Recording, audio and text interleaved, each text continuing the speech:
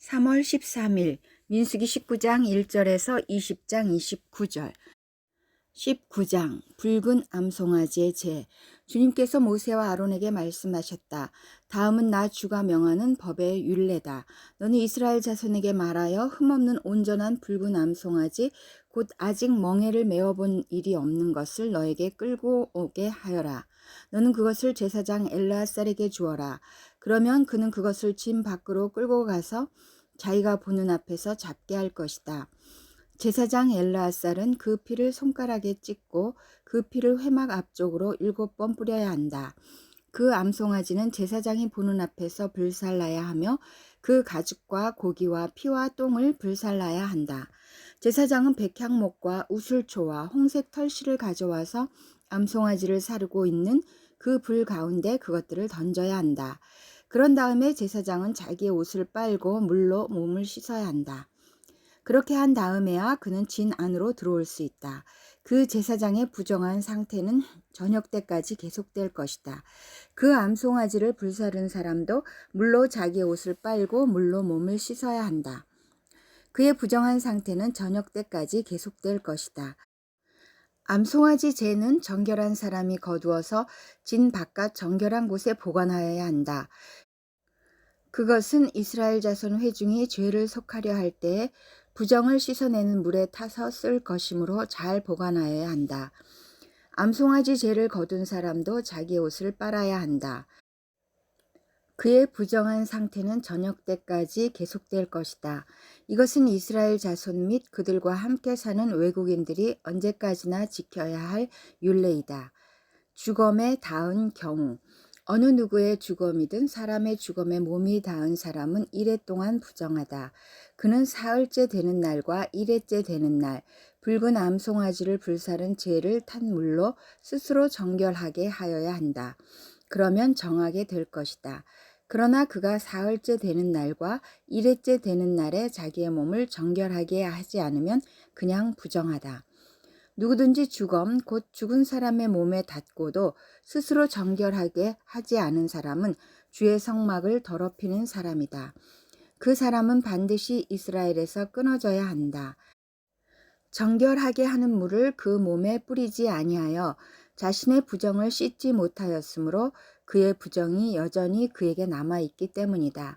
다음은 장막에서 사람이 죽을 때에 지켜야 할 법이다.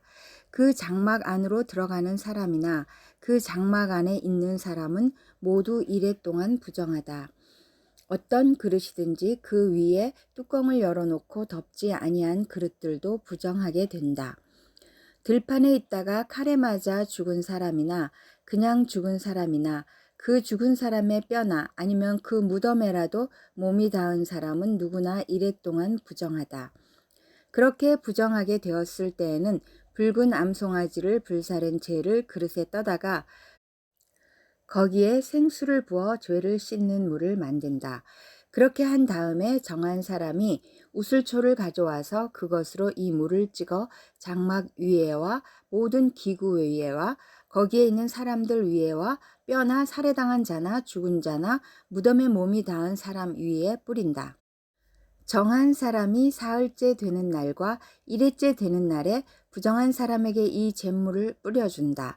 그러면 일회째 되는 날 부정을 탄 그 사람은 정하게 된다. 그는 옷을 빨고 물로 몸을 씻는다. 저녁 때가 되면 그는 정하게 된다. 그러나 부정을 탄 사람이 그 부정을 씻어내지 아니하면 그 사람은 총회에서 제명되어야 한다. 정결하게 하는 물을 그의 위에 뿌리지 아니하여 그 더러움을 씻지 못하면 주의 성소를 더럽히는 것이기 때문이다. 이것은 그들이 언제까지나 지켜야 할 율례이다. 정결하게 하는 물을 뿌린 사람도 자기의 옷을 빨아야 한다. 정결하게 하는 물에 몸이 닿아도 그는 저녁 때까지 부정하다. 부정한 사람이 닿은 것은 무엇이든지 부정하며 그것에 몸이 닿은 사람도 저녁 때까지 부정하다. 20장 가데스에서 생긴 일. 첫째 달에 이스라엘 자손 온 회중이 신 광야에 이르렀다. 백성은 가데스에 머물렀다. 미리암이 거기서 죽어 그곳에 묻혔다. 회중에게는 마실 물이 없었다. 백성은 모세와 아론을 비방하려고 함께 모였다. 백성은 모세와 다투면서 이렇게 말하였다. 우리 동족이 주님 앞에서 죽어 넘어졌을 때에 우리도 죽었더라면 좋을 뻔하였소. 어쩌자고 당신들은 주님의 총애를 이 광야로 끌고 와서 우리와 우리의 가축을 여기에서 죽게 하는 거요. 어찌하여 당신들은 우리를 이집트에서 이끌어내어 이 고약한 곳으로 데리고 왔소. 여기는 씨를 뿌릴 곳도 못 되어 무화과도 포도도 석류도 없고 마실 물도 없소. 모세와 아론이 총회 앞을 떠나 회막 어기로 가서 얼굴을 땅에 대고 엎드렸다. 주님의 영광이 그들 위에 나타났다. 그때 주님께서 모세에게 말씀하셨다. 너는 지팡이를 잡아라. 너와 너의 형 아론은 회중을 불러 모아라. 그들이 보는 앞에서 저 바위에게 명령하여라. 그러면 그 바위가 그 속에 있는 물을 밖으로 흘릴 것이다. 너는 바위에게 물을 내어 회중과 그들의 가축대가 마시게 하여라. 모세는 주님께서 그에게 명하신 대로 주님 앞에서 지팡이를 잡았다. 모세와 아론은 총회를 바위 앞에 불러 모았다. 모세가 그들에게 말하였다. 반역자들은 들으시오. 우리가 이 바위에서 당신들이 마실 물을 나오게 하리오. 모세는 팔을 높이 들고 그의 지팡이로 바위를 2번 쳤다. 그랬더니 많은 물이 솟아나왔고 회중과 그들의 가축대가 마셨다. 주님께서 모세와 아론에게 말씀하셨다. 너는 이스라엘 자손이 보는 앞에서 나의 거룩함을 나타낼 만큼 나를 신뢰하지 않았다. 그러므로 너희는 내가 이 총회에게 주기로 한 그 땅으로 그들을 데리고 가지 못할 것이다. 여기에서 이스라엘 자손이 주님과 다투었으므로 이것이 바로 무리바 셈이다. 주님께서 그들 가운데서 거룩함을 나타내 보이셨다. 에돔이 이스라엘의 통과를 거절하다. 모세는 가데스에서 에돔 왕에게 사신들을 보냈다. 임금님의 형제 이스라엘은 다음과 같이 요청하는 바입니다. 임금님께서는 우리가 겪은 온갖 고난에 대하여 알고 계실 줄 압니다. 일찍이 우리의 조상이 이집트로 내려갔고 우리는 오랫동안 이집트에서 살았습니다. 그런데 이집트 사람이 우리와 우리 조상들을 학대하였습니다. 그래서 우리가 주님께 부르짖었더니 주님께서는 우리의 부르짖음을 들으시고 천사를 보내셔서 우리를 이집트에서 이끌어내셨습니다. 이제 우리는 임금님의 영토 경계에 있는 성읍 가데스에 와 있습니다. 바라옵기는 우리가 임금님의 땅을 지나가도록 허락하여 주십시오. 밭이나 포도원에는 들어가지 않겠습니다. 샘물도 마시지 않겠습니다. 우리는 다만 왕의 길만 따라가겠습니다. 임금님의 영토 경계를 다 지나갈 때까지 오른쪽으로나 왼쪽으로 벗어나지 않겠습니다. 그러나 에돔 왕은 모세에게 다음과 같이 화답하였다. 당신은 절대로 나의 땅을 지나가지 못할 것이요. 지나가려고 꾀한다면 우리는 칼을 들고 당신을 맞아 싸우러 나갈 것이요. 이스라엘 자손은 다시 그에게 부탁하였다. 우리는 큰 길로만 지나가겠습니다. 그리고 우리나 우리의 가축대가 임금님의 물을 마시면 우리가 그 값을 치를 것입니다. 우리는 다만 걸어서 지나가기만을 바랍니다. 그 밖에는 아무것도 바라지 않습니다. 다시 그가 답변을 보내왔다. 당신은 지나가지 못하오. 그런 다음에 에돔 왕은 많은 군대를 무장시켜서 그들을 맞아 싸우러 나왔다. 에돔 왕이 이스라엘을 그 영토 경계로 지나가지 못하게 하였기 때문에 이스라엘은 그들에게서 돌아서야만 하였다. 아론의 죽음. 이스라엘 온 회중이 가데스를 출발하여 호르산에 이르렀다. 에돔 땅 경계 부근의 호르산에서 주님께서 모세와 아론에게 말씀하셨다. 이제 아론은 그의 조상 곁으로 간다. 무리바 셈에서 너희들이 나의 명령을 거역하여 나와 다투었기 때문에 아론은 내가 이스라엘 자손에게 준 그 땅으로 들어가지 못한다. 너는 아론과 그의 아들 엘르아살을 데리고 호르산으로 올라가서 아론의 옷을 벗겨 그의 아들 엘르아살에게 입혀라. 아론은 그의 조상 곁으로 간다. 그는 거기서 죽을 것이다. 그리하여 모세는 주님께서 명하신 대로 하였다. 그들은 온 회중이 보는 앞에서 호르산으로 올라갔다. 모세는 아론의 옷을 벗겨 그것을 그의 아들 엘르아살에게 입혔다. 아론은 그 산 꼭대기에서 죽었다.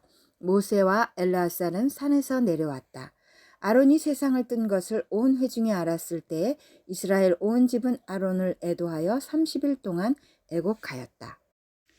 누가복음 1장 1절에서 25절 1장 데오빌로에게 보내는 헌사.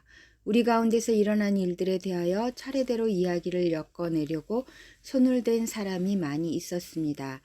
그들은 이것을 처음부터 말씀의 목격자여 전파자가 된 이들이 우리에게 전하여 준 대로 엮어냈습니다.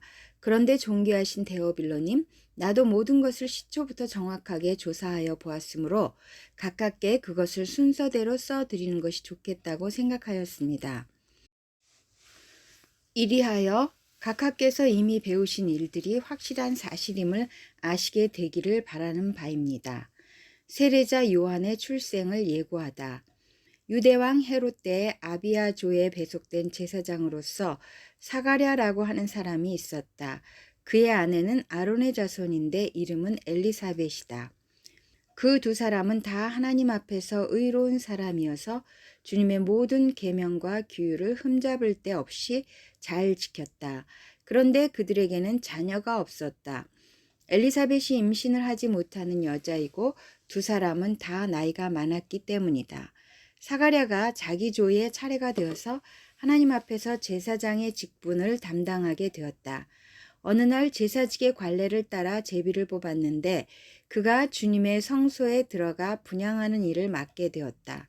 그가 분향하는 동안에 온 백성은 다 밖에서 기도하고 있었다. 그때 주님의 천사가 사가랴에게 나타나서 분향하는 제단 오른쪽에 섰다. 그는 천사를 보고 놀라서 두려움에 사로잡혔다. 천사가 그에게 말하였다. 사가랴야, 두려워하지 말아라. 네 간구를 주님께서 들어주셨다. 내 아내 엘리사벳이 너에게 아들을 낳아줄 것이니 그 이름을 요한이라고 하여라. 그 아들은 내게 기쁨과 즐거움이 되고 많은 사람이 그의 출생을 기뻐할 것이다. 그는 주님께서 보시기에 큰 인물이 될 것이다. 그는 포도주와 독한 술을 입에 대지 않을 것이요 어머니 뱃속에 있을 때부터 성령을 충만하게 받을 것이며 이스라엘 자손 가운데서 많은 사람을 그들의 주 하나님께로 돌아오게 할 것이다.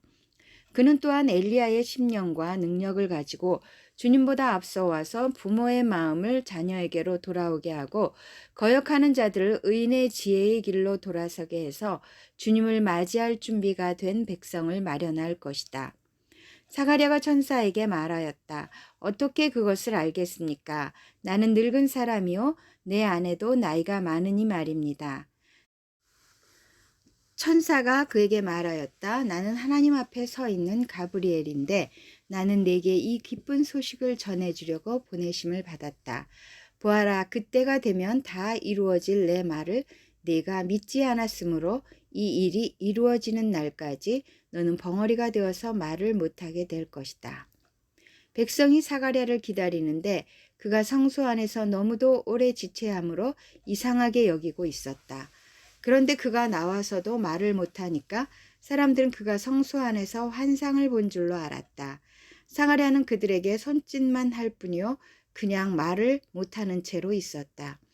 사가랴는 제사 당번 기간이 끝난 뒤에 집으로 돌아갔다. 그 뒤에 얼마 지나서 그의 아내 엘리사벳이 임신하고 5달 동안 숨어 살면서 이렇게 말하였다. 주님께서 나를 돌아보셔서 사람들에게 당하는 데 부끄러움을 없이 해주시던 날에 나에게 이런 일을 베풀어 주셨다. 시편 33편 1절에서 6절 33편 주님을 찬양하는 노래. 의인들아 너희는 주님을 생각하며 기뻐하여라. 정직한 사람들아 찬양은 너희가 마땅히 해야 할 일이다. 수금을 타면서 주님을 찬양하여라. 10줄 검은고를 타면서 주님께 노래하여라. 새 노래로 주님을 찬양하면서 아름답게 연주하여라. 주님의 말씀은 언제나 올바르며 그 하시는 일은 언제나 진실하다. 주님은 정의와 공의를 사랑하시는 분, 주님의 한결같은 사랑이 온 땅에 가득하구나. 주님은 말씀으로 하늘을 지으시고 입김으로 모든 별을 만드셨다. 잠언 11장 8절 의인은 재난에 빠져도 구원을 받지만 악인은 오히려 재난 속으로 빠져 들어간다.